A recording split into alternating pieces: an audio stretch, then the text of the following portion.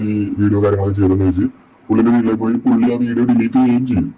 ഞങ്ങൾക്ക് ഇത് പുറത്ത് ആരോടും പറയാനോ ഇത് എക്സ്പോസ് ചെയ്യാനൊന്നും ഞങ്ങൾക്ക് താല്പര്യമില്ല. അതുകൊണ്ടാണ് ഞങ്ങൾ ആരോടും പറയാത്തത്. എന്തിനാ ഞങ്ങളുടെ കുപ്പനെ പോലെ സ്വന്തമായിട്ട് സ്ഥലവും കാര്യങ്ങളും ഇതെല്ലാം നമുക്കുണ്ട്. പിന്നെ ഒരു ഷർട്ട് ഇടാണ്ട് പുറത്ത് വെക്കുമ്പോഴത്തേക്കും ഒരാളെ പ്രീജഡ്ജ് ചെയ്തിട്ട് ഈ പുള്ളി ഇങ്ങനെയാണ് നമുക്ക് സഹായിക്കാന്ന് പറഞ്ഞാൽ അതൊക്കെ ഭയങ്കര ചീറ്റിംഗ് ആയിട്ടാണ് നമുക്ക് തോന്നുന്നത്.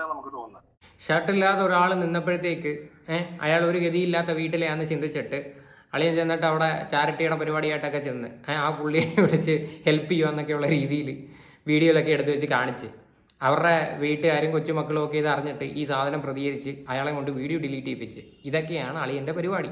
ഇനി ഇത് മാത്രമല്ല, ചാരിറ്റി ഇടയ്ക്ക് വെച്ചിട്ട് ഒരു സുഖമില്ലാത്ത ഒരു കുട്ടിയെ സഹായിക്കുന്ന ഒരു കേസ് വന്ന സമയത്തും അവർക്കും കുറച്ച് ബുദ്ധിമുട്ടുകൾ നേരിട്ടിട്ടുണ്ട് എന്ന് കുറച്ച് കാര്യങ്ങൾ ഞാൻ കേട്ടിട്ടുണ്ടായിരുന്നു.